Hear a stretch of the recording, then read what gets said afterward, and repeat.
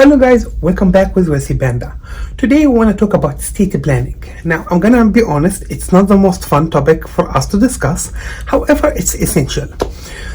I know nobody wanna think about their own mortality, but we have to realize that we are all mortal and at some point we should go ahead and start planning. Now, let's go ahead and jump in.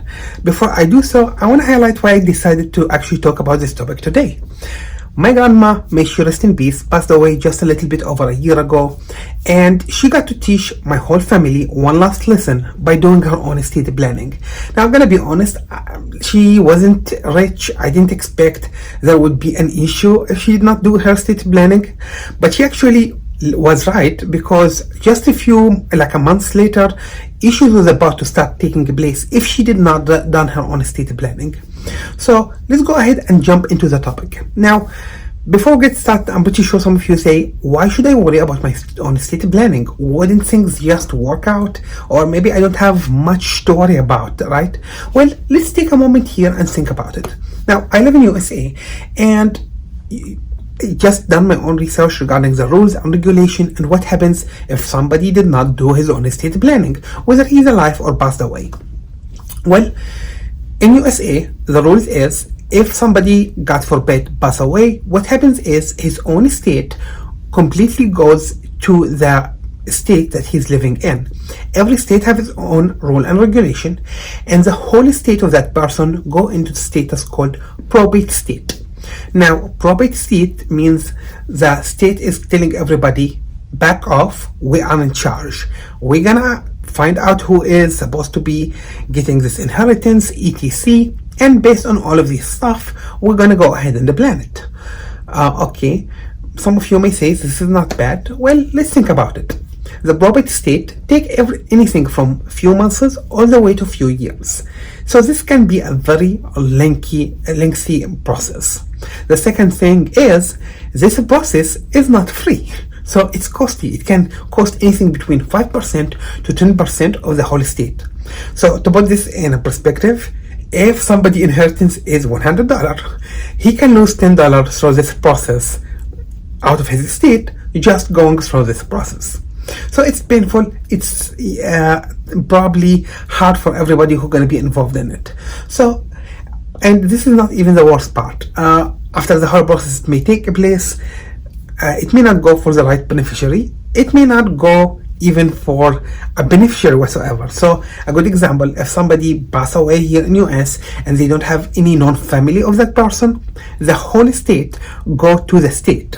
So the person who would be inherit the deceased would be the state itself. Now, I don't know about you guys, but this sounds scary. I mean, nobody's working in order for the state to inherit them. Now, let's go ahead and jump into the topic itself. Now, there's three things that you actually can do in order to protect your own asset or your own estate from going to that probate state. There's also ways for you to actually plan, even in case, for example, God forbid, somebody go into incapacitated state or he goes in a coma and he's not able to manage his own estate. There is ways for you to protect that. Now, let's go ahead highlight these three things. Again, we're not going to go too much into the detail. I just want to get everybody familiar with the concept. Well, the first thing is that you can do in order to make sure your assets or your estates do not go into probate state is actually adding a beneficiary. Now, beneficiary is actually a feature that some accounts or some assets allow you to add it. So, for example, you have a 401k with your own company, you can add one or more beneficiary, and you can even divide how your 401k should go between these people or whatever asset you have. Now, this is a great thing because you don't need to do paperwork. It's very easy, and anybody should actually do it, because hell yeah, I don't want my stuff to go away and I don't need to do any paperwork. I don't need to do anything. So it's a very easy process and you can literally go ahead and do it in 5 minutes. The only problem, not every place allow you, or not every company that managing an asset for you would let you do that. So for example, maybe you can do it for your 401k, maybe you can do it for your own life insurance, but believe it or not, even your stock portfolio, most companies doesn't support it. Good example is Robinhood. It is now the big thing for everybody to trade stocks. yet they don't have the feature. Webull doesn't have it. So most of the trading apps, a lot of even the private investing apps do not offer this feature. So the beneficiary is good when you have a specific asset that you want to assign it to somebody. It will not work for a house, it will not work for a car, so it can be it have to be very specific in order to take place.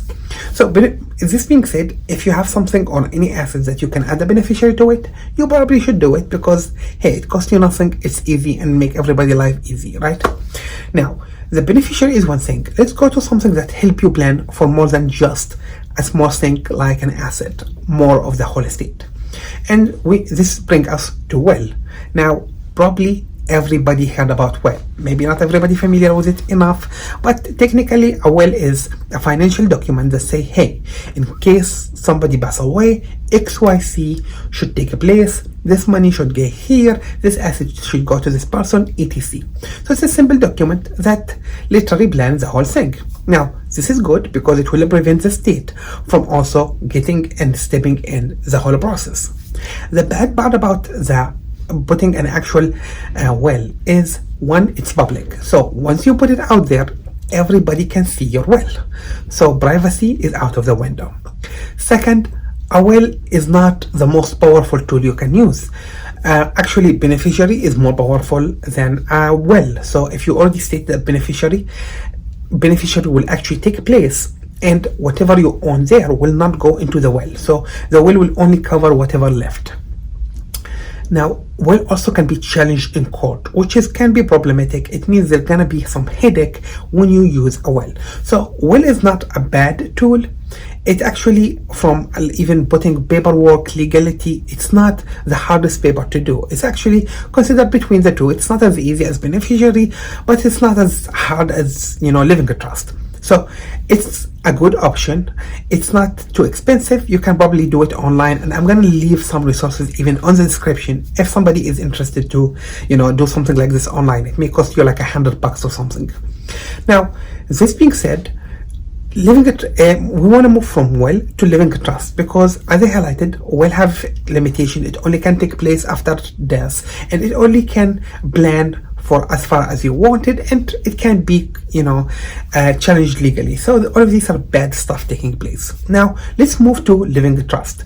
Living trust probably is one of the best planning tools for any person, whether he is alive or God forbid pass away, because living trust can take place while somebody is alive but he's unable to manage stuff. So I don't know, let's say you own an estate and it have some business, whatever, you may not be able to manage it. You can assign somebody to manage it on your behalf until you are back, or in God forbid somebody pass away, it would actually even be able to take place, and the trustee will be able to actually distribute things according to your will. So a living trust, there's a lot of types of living trust, can be very complicated, but also living trust go beyond just money. It go for anything that you wish to do. Maybe a medical decision need to take place while you're in a coma. Why let somebody else do it for you when you can make the decision for yourself in your own living trust? All right. So this is the amazing thing about living trust. You are able to do as much planning, and living trust as powerful as you make it to be. So whatever details you want to put, who want to care for kids, in case you have minor kids, whatever, everything can take place in that financial planning. Who should manage your company? If you own a company, it need to be managed, right? So this is a very good thing about living trust. Now, living trust is a private, so means it will protect your planning from every prying eyes, which is good. It's harder to challenge in court, which is even better, because you don't want to have a will where somebody can just challenge it, when you can have a living trust that cannot be challenged. Now, living trust have way more feature and more stuff that actually make everybody want a living trust. So another good thing about living trust, God forbid somebody pass away. Let's say he bought a portfolio of stocks was worth $5,000.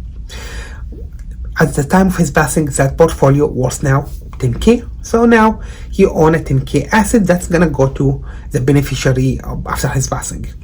When somebody actually do a living trust, and let's say that money will be handed by the trustee to the person, to the beneficiary, maybe a kid or something, what happens is there is an actually tax benefit, because the way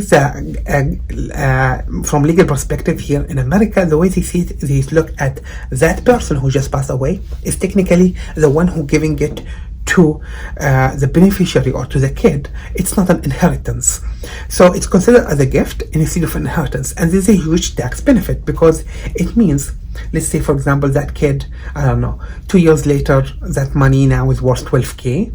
He doesn't have to pay taxes on the money you earned while you're alive. He only have to pay for the 2K. So this is a huge tax benefit. It's not available with beneficiary. It's not available with a will.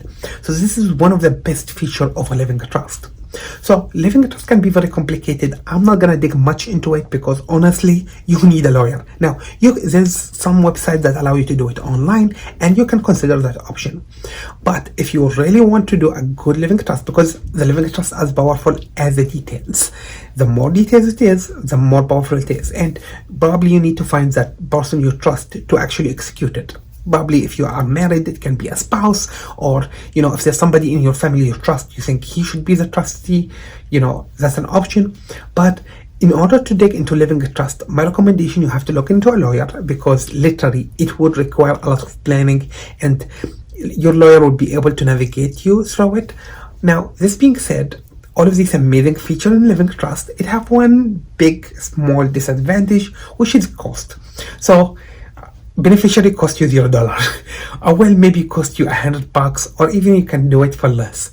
When we're talking about living trust and the lawyer is involved, now we're talking probably about a few $1,000s. And probably one of the main reasons most people don't put it unless they think, oh, I have a fortune. Now, honestly, I don't think you need to be a multi-millionaire to have a living trust.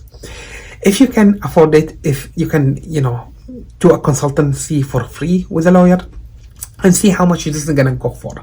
Pretty sure there's a lot of condition regarding how this work. And as I highlighted, living trust have too many types. You literally need a lawyer to navigate funded, not funded. It's just crazy. So these are the three terminology I actually wanted everybody to get familiar with, because even if you are not doing estate planning now, it's a good thing for you to know just for the future as well.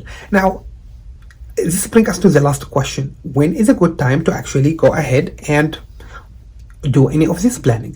Well, I'm gonna be honest, I think any time is a good time. You don't have to wait until you are, 100 or something to start considering planning, because life is unpredictable and it never hurts to actually have this backup plan. So beneficiary, for example, anytime you can do it, just go ahead and do it, because one, beneficiary is the most powerful tool you have. It overrides all of them. Living a trust comes second, and will come third. So if you can do at least the least minimum, go ahead and do it.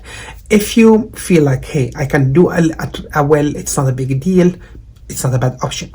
If you feel confident, okay, I have a lot of money, I have a lot of assets, and again, I cannot name what's your price tag, it have to be your own call, and you're willing or comfortable to do living trust, that's something you should consider as well. Probably if you have a lawyer, that's a great option. You may look also in your own company, they may have the option for you to do legal. Some of companies have actually subscription with legal service where you pay a few dollars and you have access to lawyers. It's a good option. If you have one of these, probably you should go ahead and consider living trust. It may not cost you even $50, who knows, right? So it's good just to get good knowledge of the terminology. I think any time is a good time for doing at least some of the planning. You don't have to do all of it at once. Getting started is always a good place.